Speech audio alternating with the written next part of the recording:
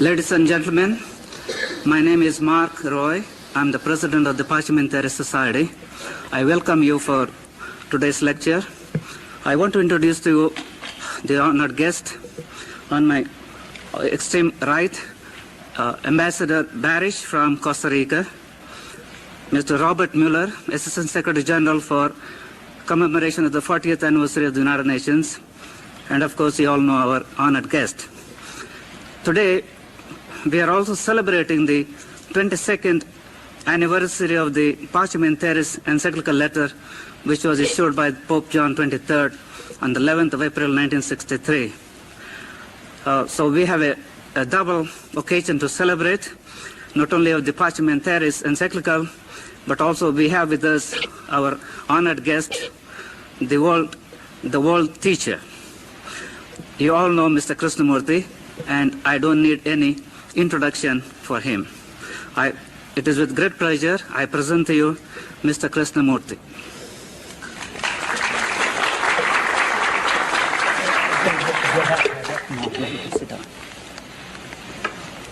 I'm supposed to talk on world peace beyond the 40th anniversary of the United Nations.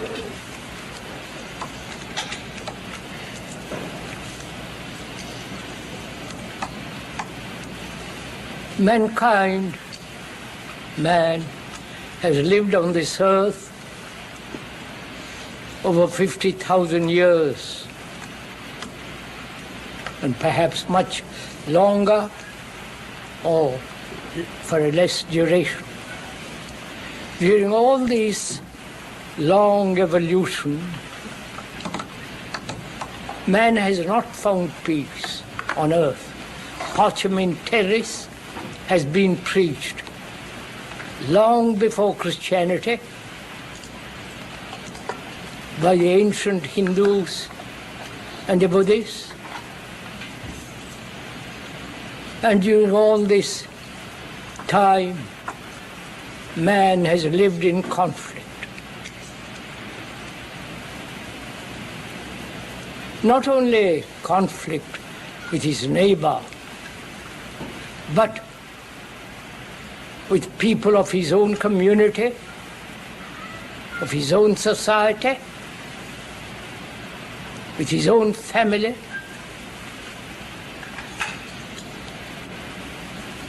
He has fought, struggled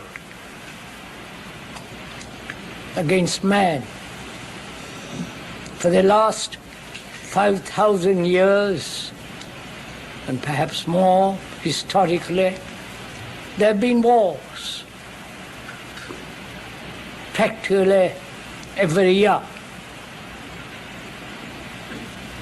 And we are still at war. I believe there are 40 wars going on at the present time. And the religious hierarchy, not only the Catholics but the others, groups, have talked about Parliamentaris, peace on earth, goodwill among men. It has never come about to have peace on earth. And they've talked about peace in, when you go die, you go to heaven and you have peace there.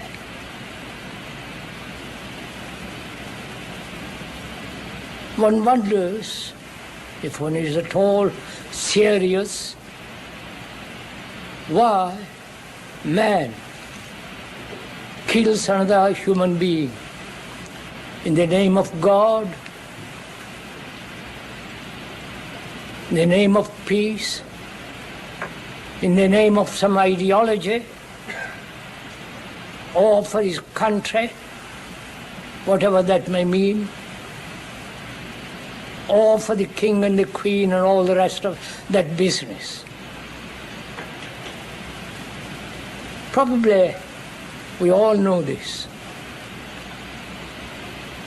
that man has never lived on this earth, which is being slowly destroyed, why the man cannot live at peace with another human being.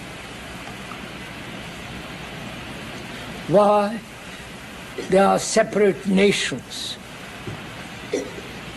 which is after all a glorified tribalism, and religions, whether it be Christianity, Hinduism, or Buddhism, they're also at war with each other. Nations are at war, groups are at war, ideologies, whether it is the Russian or the American or any other category of ideologies, they're all at war with each other, conflict. And after living on this earth for so many centuries, why is it man cannot live peacefully on this marvelous earth? This question has been asked over and over again. An organization like this has been formed around that. What is the future of this particular organization? After the 40th year, beyond what lies?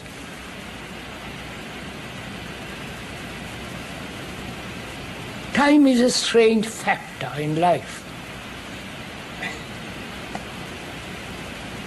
Time is very important for all of us. And the future is what is present. Future is now.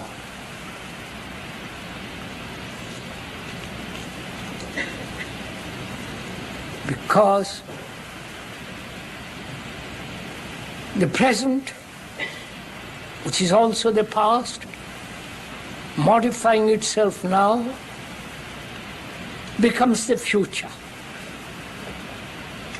This has been the cycle of time, the path of time.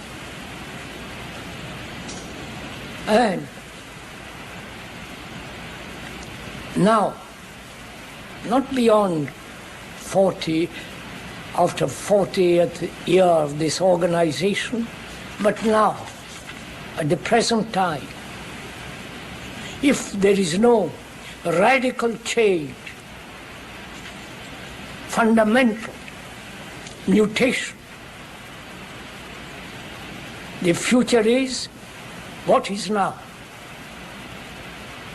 And that's been historically proved, and we can prove it in our daily lives,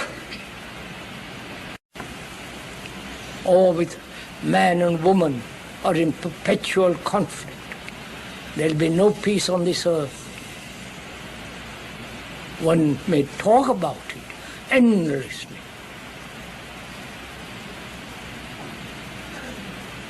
The Roman Catholic hierarchy talks about pacem in terris.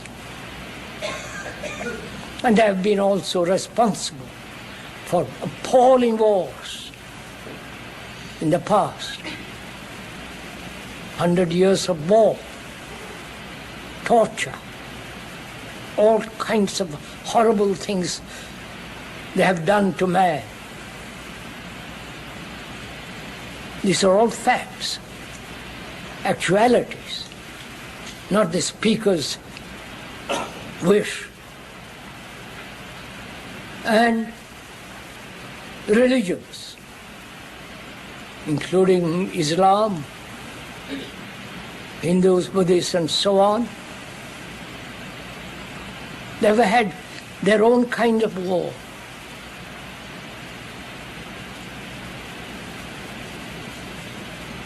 And the future, beyond the 40th anniversary, is what is going on now. One wonders if one realizes that the present is not only the past, but also contains the future.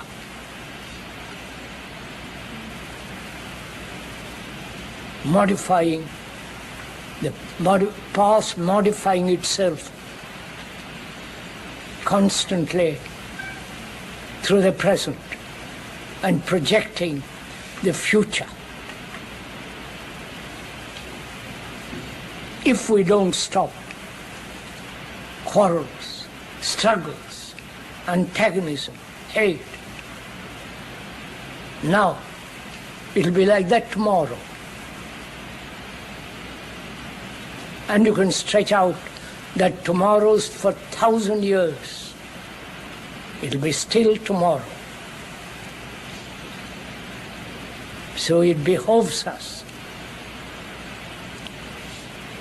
to ask ourselves whether we as human beings, single or a community, or in a family, whether we can live peacefully with each other. Organizations have not solved this problem. You can reorganize, but war still goes on. So organizations, whether it's world organization or a particular kind of organization to bring about peace, such organizations will never succeed because human beings, individually, collectively, nationally, are in conflict. Strong nations like America or Russia are at war with each other, economically, ideologically, and actually. Not bloodshed yet. So, peace cannot possibly exist on this earth if there are nationalities, which, as we've said, is a glorified tribalism.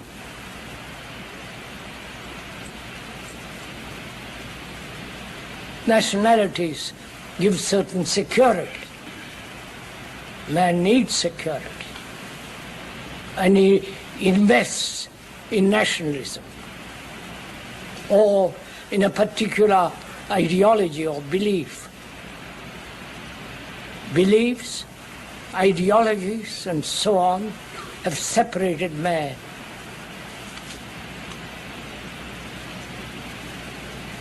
And organizations cannot possibly bring about peace between man and man because he believes in something. He believes in certain ideologies. He believes in God, and others don't. I wonder if one ever considered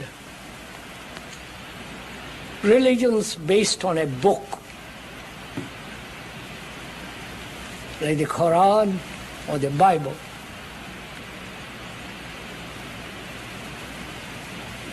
Become very bigoted, narrow, and fundamentalist. And religions like the Hindu and the Buddhist, they have many, many books, all considered sacred, real, straight from God's mouth. So, they're not so bigoted. They tolerate, they absorb. So there's this conflict going on. Those who rely or put their faith in books and those who do not put their faith in any book. So the conflict between the book and those who accept multiple books. I wonder if one is aware of all this. And we're asking deeply, if you are serious at all, whether you and I and those of us who are involved in organizations can live at peace with each other. Peace requires a great deal of intelligence, not just demonstrations against a particular form of war, against the nuclear or whatever, the atom bomb and so on. Those are the products of minds, brains that have entrenched in nationalism, in some particular form of belief, ideology.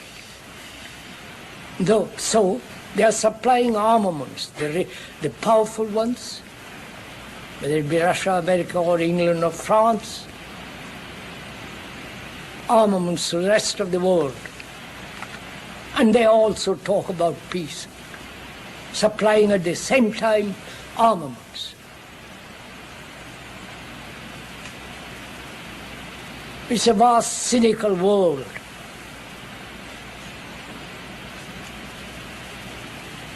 And cynicism can never tolerate affection, care, love. I think we have lost that quality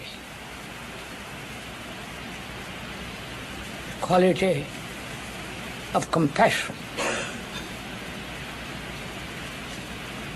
Not analyze what is compassion.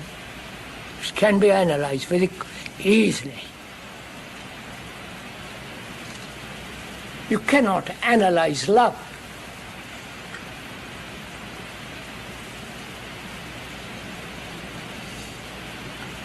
Love is not within the limits of the brain, because the brain is the instrument of sensation, is the center of all reaction and action.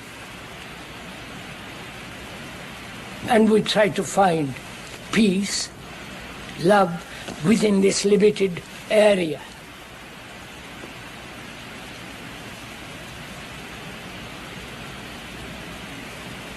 Which means thought is not love.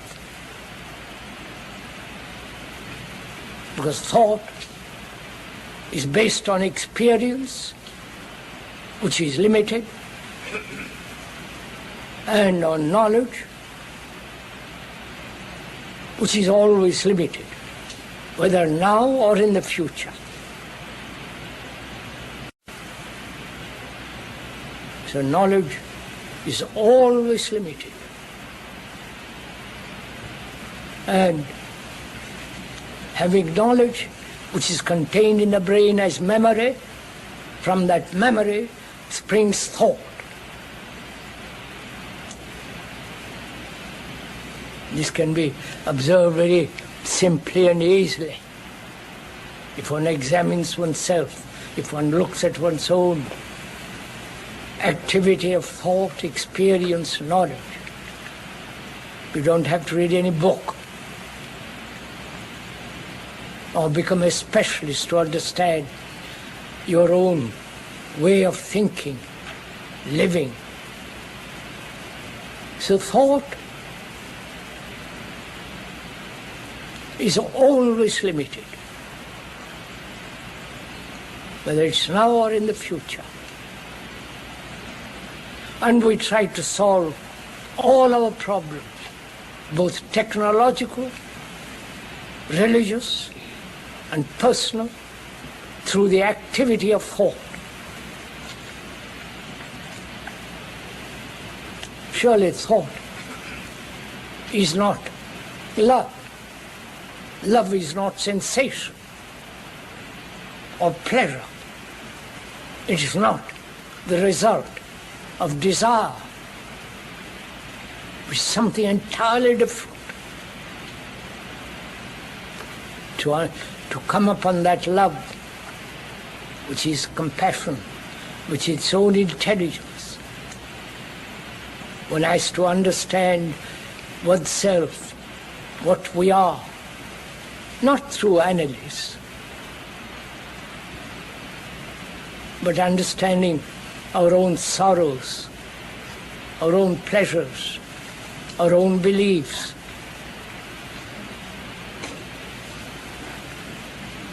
You want to know, wherever you go, all over the world, mankind, human beings, suffer for various reasons. It might be petty or some very, very deep incident that has caused pain, sorrow. And every human being on this earth goes through that on a minor scale or on a tremendous incident as death. And sorrow is shared by all mankind. It's not your sorrow or mine, it's mankind's sorrow. Mankind's anxiety, pain, loneliness, despair, aggressiveness. So you and we are the rest of humanity. We are not separate human beings psychologically. It may be a woman, it may be a man, it may be tall, dark, short, and so on. But inwardly, psychologically, which is far more important, we are the rest of mankind. You are the rest of mankind. And so if you kill another, if you are in conflict with another, you are destroying yourself. You can observe this very, very carefully if you look at yourself without any distortion. So there can only be peace when mankind, when you and I have no conflict in ourselves. And you might say, if one achieves or comes to an end to all conflict within oneself, how will it affect the rest of mankind? This is a very, very old question. This has been put thousands of years before Christ, if he ever existed.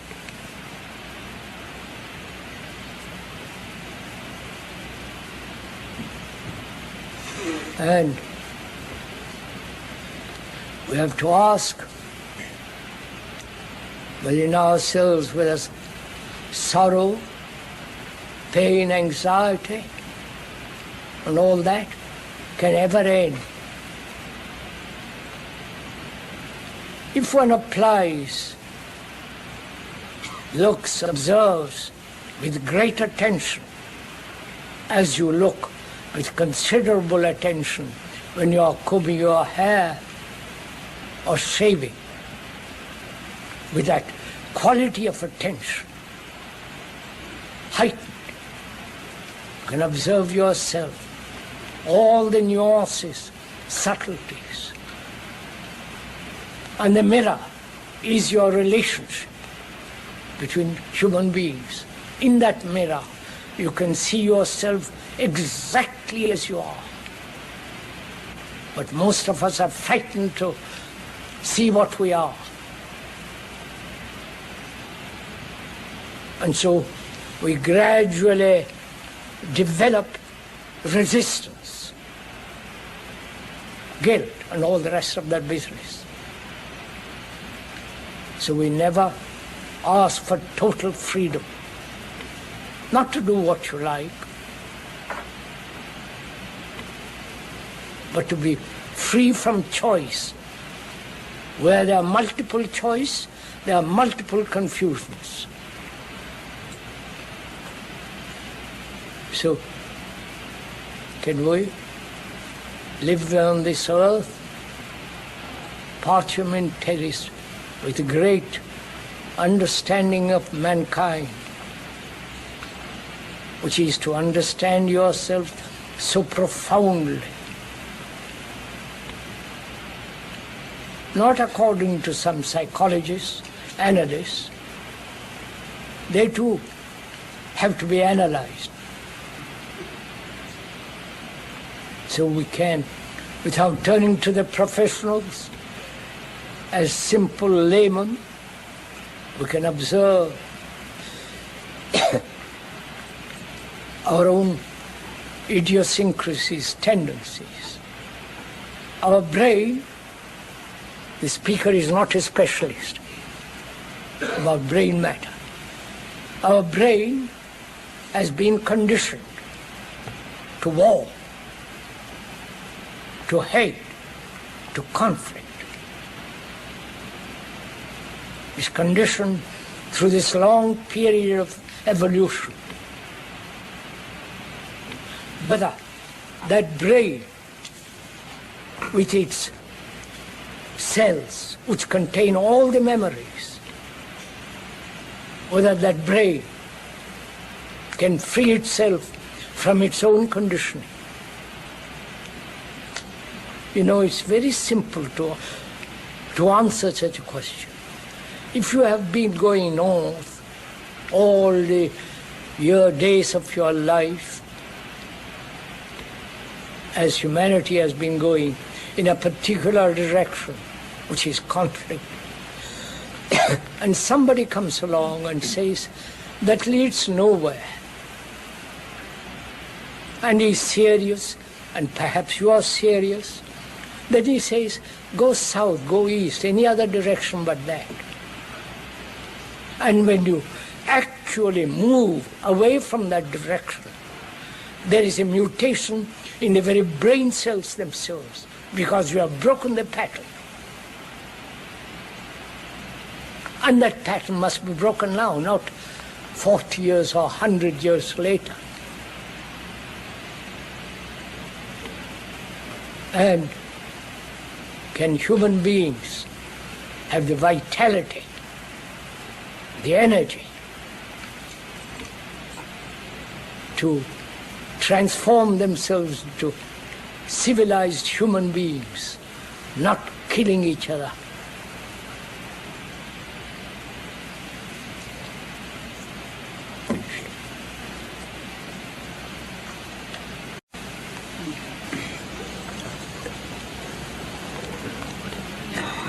Oh yes, sir. Ask any questions. Delighted.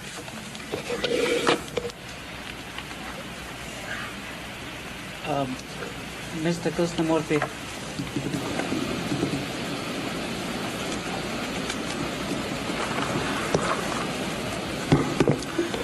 we will have some time for questions, and Mr. Krishnamurti has kindly agreed to answer any questions you may ask. When you ask a question, please raise your hand so that the sound will be connected. Thank you.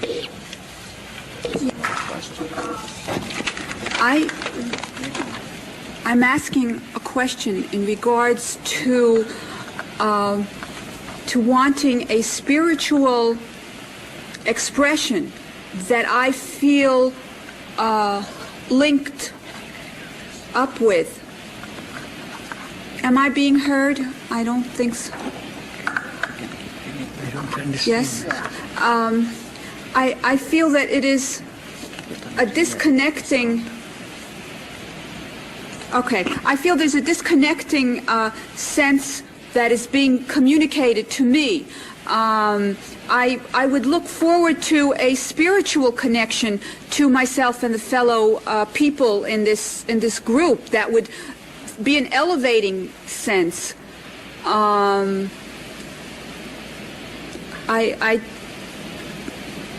that is what I would look forward to experiencing at this lecture, a more uplifting spiritual sense of oneness rather than an intellectual expression.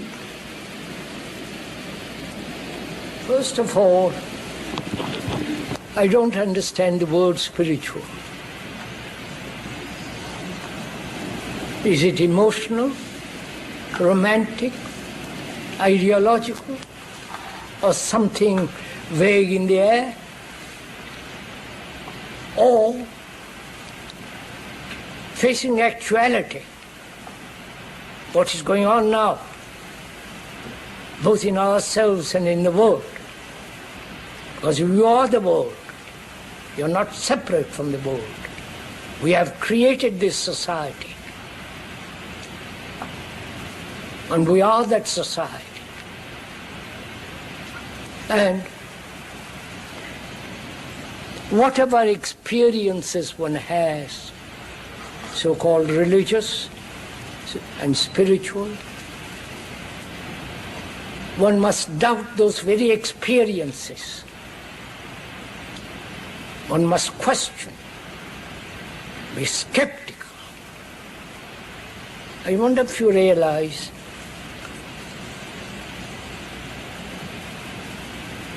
that the word skepticism,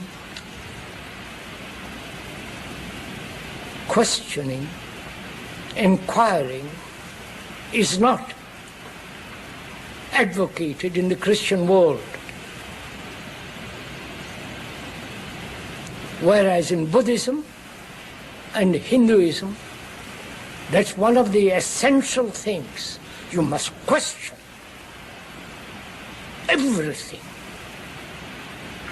till you discover or come upon that truth which is not yours or any other's. It is truth. And this inquiry is not intellectual. Intellectual is only a part of the whole human structure. One must look at the world and oneself as a holistic being. And truth is not something to be experienced. If one may point out, who is the experiencer apart from experience? Is not the experiencer part of the experience? Otherwise you wouldn't know what experiences had. So the experiencer is the experience. The thinker is the thought. The observer, in its psychological sense, is the observed. There is no difference. And where there is difference, separation, there comes conflict. With the end of conflict, there is freedom. And only then truth can come into being. All this is not intellectual, for God's sake. This is something that one lives, finds out.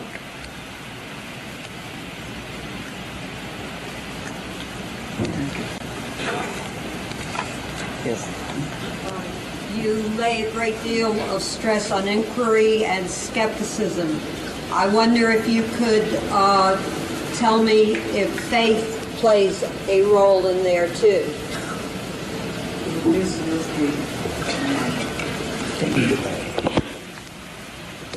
You have mentioned skepticism and inquiry, and I wonder if the word faith also plays a role in your exercises.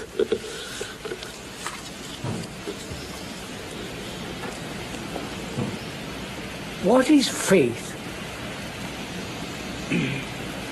What do you put your faith in?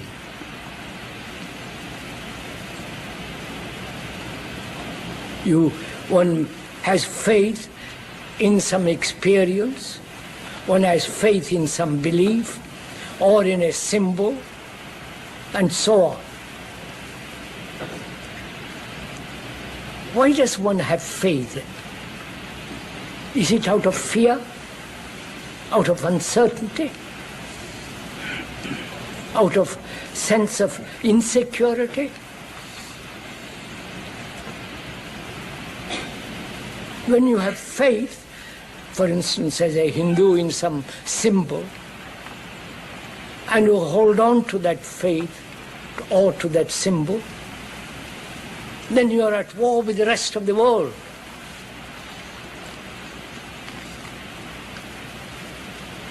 But to inquire gently, hesitantly, questioning, asking yourself, then out of that comes clarity.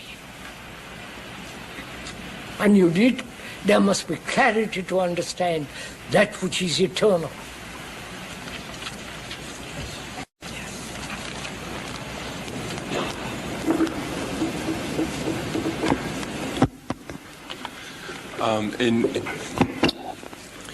At the end, you said that we need to break the pattern of conflict in man, between man. My question to you is, do you see that as something, as an evolutionary process that will inevitably happen, or do you see it as something that we all have to work very hard to achieve? And there's an expression that goes something like this: in times of darkness, the eye begins to see. And why I'm throwing that at you is because, in a sense, either it's going to happen or it's not going to happen, but how do you see it happening? I don't quite understand your question, sir. All right. You talk about breaking the pattern. Man has a pattern, Yes, the brain has a yes, pattern. yes. And that pattern has to be broken in order for there to be peace in the world. Of course. All right. Now, do you see that pattern, the breaking of that pattern being an active movement or a natural progression in the evolution of man? Sir, have we evolved at all? I think we're continuously evolving. So you accept evolution, psychological evolution. We're not talking about biological or technical evolution. Psychological revolution, after million years or 50,000 years, have we changed deeply? Aren't we very primitive, barbarous? So I'm asking if you will consider whether there is psychological evolution at all.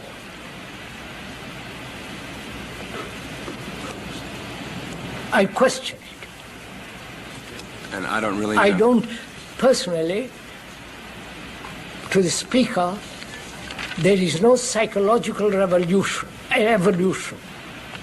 There is only the ending of sorrow, of pain, anxiety, loneliness, despair, and all that. Man has lived with it for a million years. And if we rely on time, which is thought, time and thought go together. If we rely on evolution, then another 1,000 years or more, and we'll still be barbarous.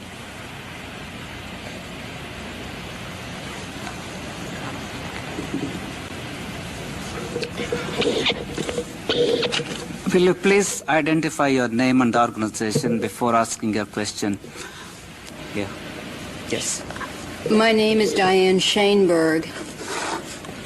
I'm not with any organization. My question is, what would have to happen for there to begin to be psychological evolution as the speaker understands it? Je n'ai pas compris, mais là, I mean, sorry. Psychological? Will you please repeat your question? Yes. What will have to happen within man's mind for there to begin to be psychological evolution as the speaker understands it? Psychological evolution. What about psychological evolution? I don't quite understand the question. You have said that you do not think there has been psychological evolution. My question is, what can happen so that there will be, so that there can be psychological evolution? Madam, I'm afraid we haven't understood each other.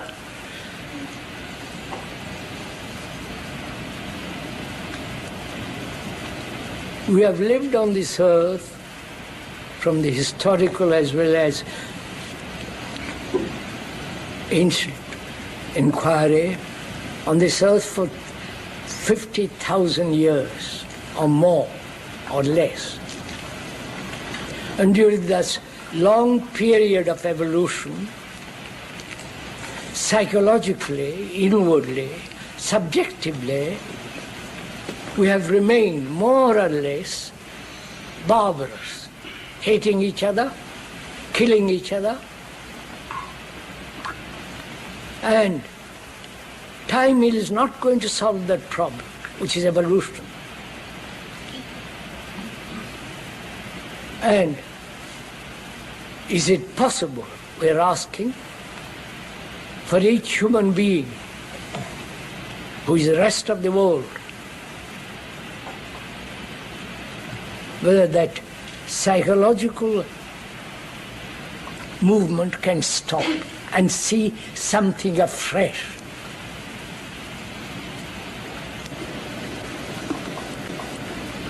Yes. Yeah, my name is Marcel Baal. Is it okay? Can you speak? Yeah, I wanted to ask you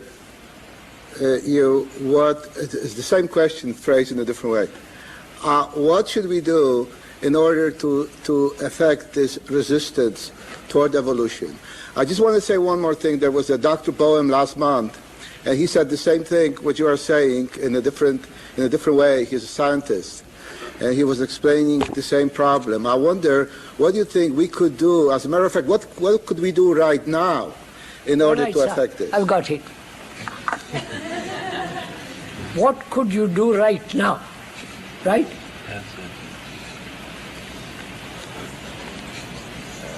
Change completely. Both psychologically and outwardly. First, the psychological revolution. Not evolution, but revolution, change completely. That is the real action of humankind. Not trying to fiddle around in the periphery.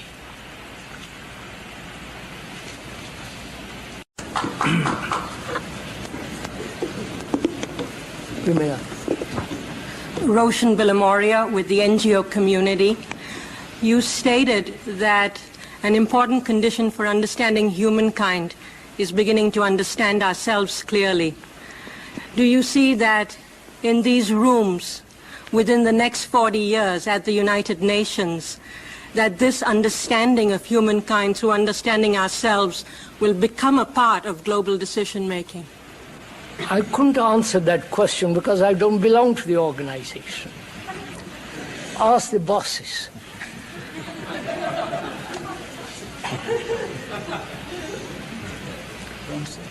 My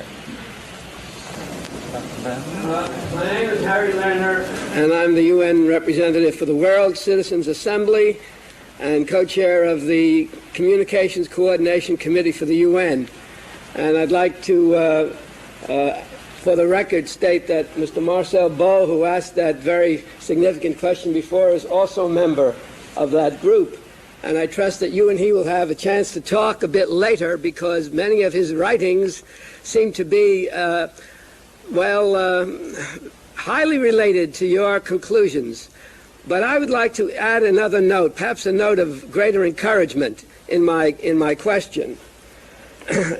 You indicated that organizations may not provide the answer, and you also indicated that the history of humanity would incline you to pessimism about the future or salvation. And I think it depends upon the nature of the organizations and whether these are serving the interests of humanity and prepared to evolve as the UN and many other groups evolve and as humans evolve.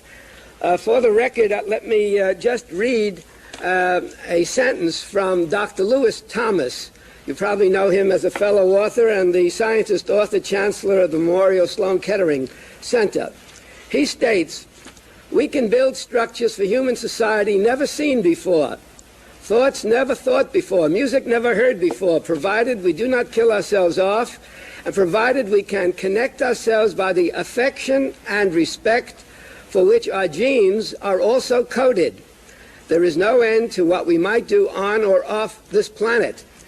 And the implication there, which I share, is that we have evolved because we have the capacity for love and cooperation, and that we are not doomed because we manifest hate and fear and greed and have succumbed in the past to iniquities like that. But by the very existence of the United Nations, we have an illustration of man's capacity for growth and shared goals.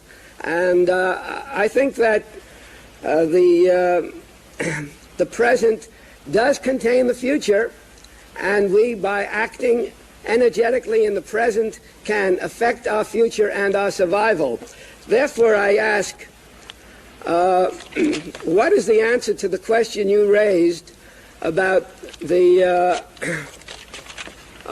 when one achieves peace within oneself, how will it affect the rest of humanity, given the time limits?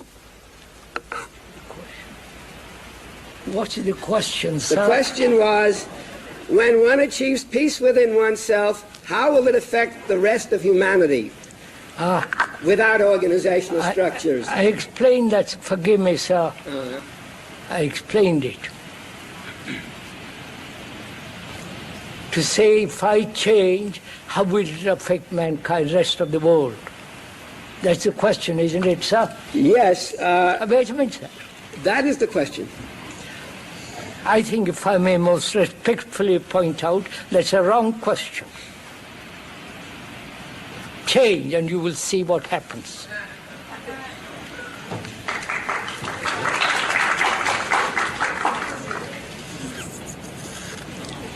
Sir, this is really very important thing. We have evaded all the put aside all the side issues. Please do realize something tremendous, that you are the rest of mankind psychologically. You are mankind. Whether you live in India, Russia, China, or in America, or Europe, you are the rest of mankind, because you suffer, and everyone on this earth suffers in his own way. We share that suffering. It's not my suffering. So when you ask a question, what difference will it make if I or you change? It's if I may most humbly point out, it's a wrong question. You are avoiding the central issue. And we never seem to face the central issue, the central challenge that demands that we live totally differently, not as Americans, Russians, Indians or Buddhists or Christians. I wonder if you have realized Christians have been responsible for killing humans far more than any other religious group. Don't get angry, please. Then Islam, the Muslim world. Then the Hindus and the Buddhists come much later. So if the so-called Christians, the Catholics included, about 800 million people, if they said no more war, you'll have peace on this earth. But they won't say that. It's only Buddhism and Hinduism said don't kill. If you kill, they believe in reincarnation, you will pay in next life. Therefore, don't kill the least little thing, except what you have to eat, vegetables and so on. But don't kill. We as Brahmins were brought up that way. Not to kill a fly. Not to kill animals for your food. But all that's gone. So please, we are suggesting that the central issue to stop wars, you must stop your own antagonisms, your own conflicts, your own misery and suffering.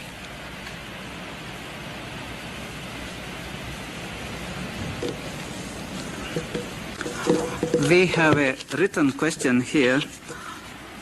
Mr. Krishnamurti, do you believe in the so-called realized soul? Do you believe in the so-called realized souls? I don't know what it means. Yes, Amir Shah.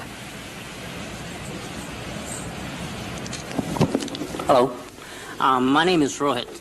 Sir, you're talking right now from a public forum, and once this you're talking right now from a public forum, and once this lecture is over, probably you'll return to a privacy that probably you cherish greatly. So there is, for most human beings in this world, a division between public life and private life. Could you comment on this division? Do you feel it leads to conflict? Is it necessary? Between public life and private life? Is that the question? Yeah, thank you. Why do you separate this? Why do we separate public life as though something outside and private life? If one lived correctly, precisely, not intellectually, but holistically, then there is no outward life and private life.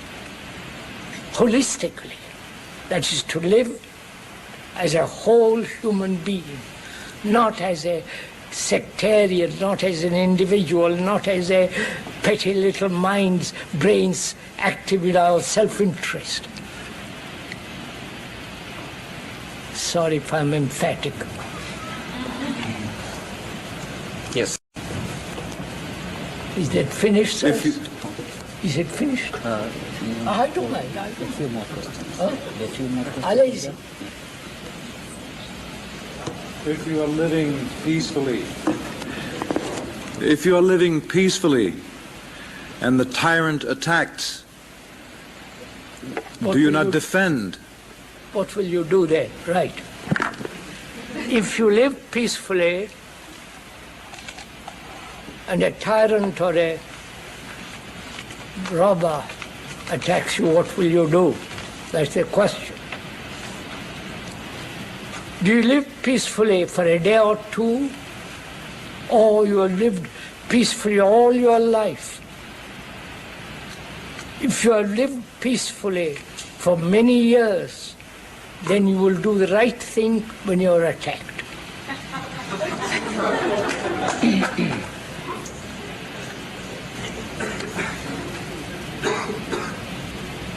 Sirs,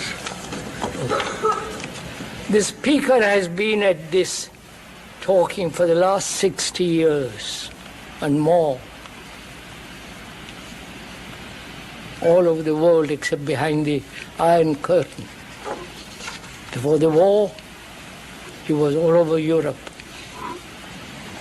And these questions have been put to the speaker for 60 years. The same pattern is being repeated by a young generation, by a civilization that is recent, like America.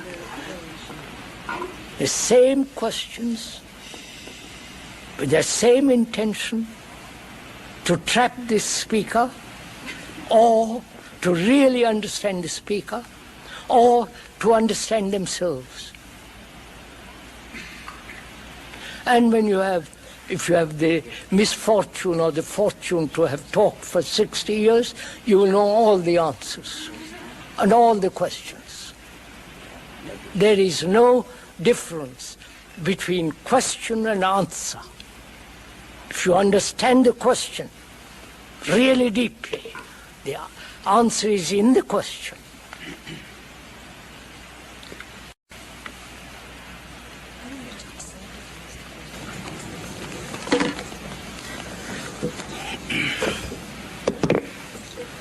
Mr. Robert Miller would like to ask a question.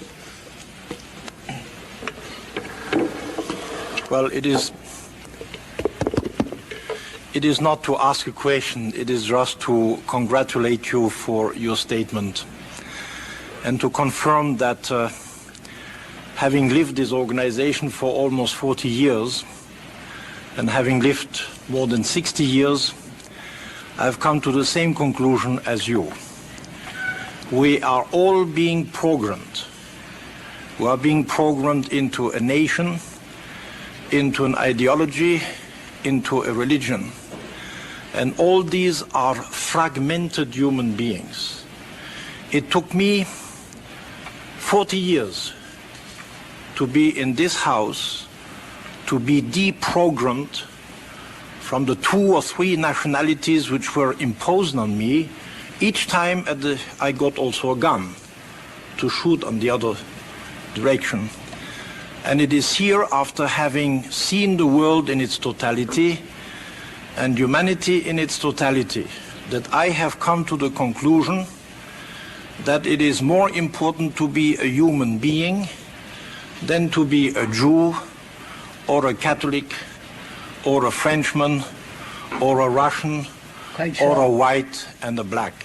And in my book, I will not kill under any reason and for any nation or for any religion or for any ideology. This is the conclusion which is also yours. Is it a conclusion, sir? It's... Or a actuality? That is my actuality. That's not a conclusion.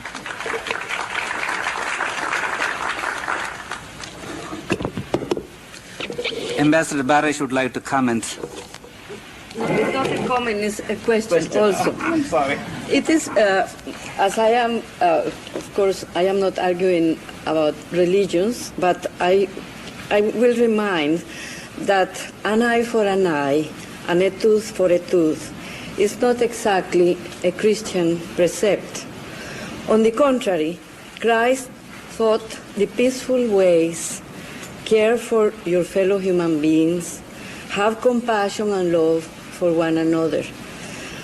What I would like to know is how to break this pattern of confrontation among human beings. I'm not talking about states, because human beings are formed by, states are formed by human beings, and governments too. They are human beings that rule the countries.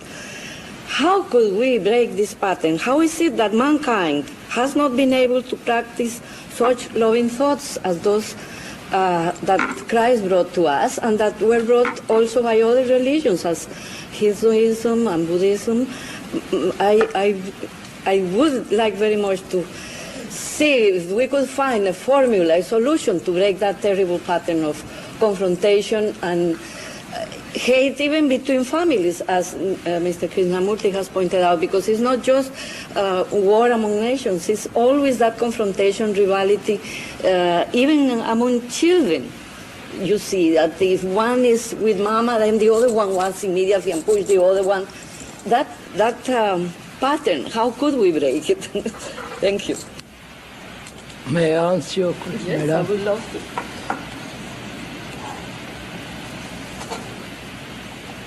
We are programmed like computers. We are Catholics, Protestants, Buddhists, and so on. As Mr. Miller pointed out, we are conditioned. Do we realize or see actually, not theoretically or ideologically, but actually see that we are programmed? Or is it just a casual statement?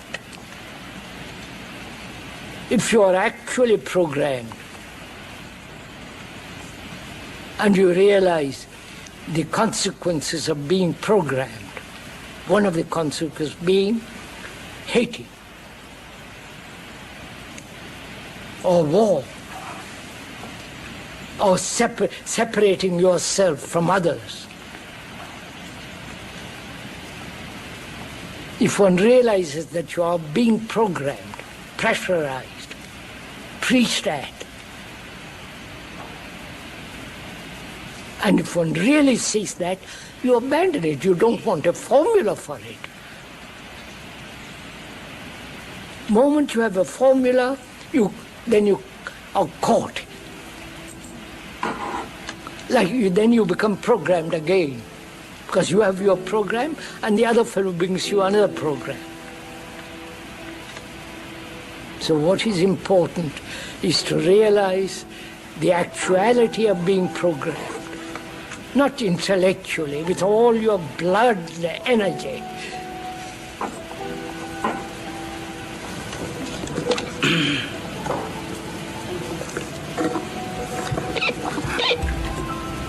Because of the time element, we may not be able to entertain any more questions. On behalf of the Parliamentary Society and the Movement for a Better World, we would like to thank our honored guest speaker and Robert Mueller and Ambassador Barish, who are the honorary presidents of the Society, and all of you who came to attend the lecture today. I have a very simple ceremony before you leave. Mr. Krishnamurti was here last year on the 17th of April, just around the time we had the Parliamentarians' Day. And this year, we were very fortunate to have on the 22nd anniversary of the Parliamentaries, and you already heard about it. On behalf of the Parliamentary Society at the United Nations, we have the honor of presenting you, Mr. Krishnamurti, the world teacher, with the United Nations 1984 Peace Medal.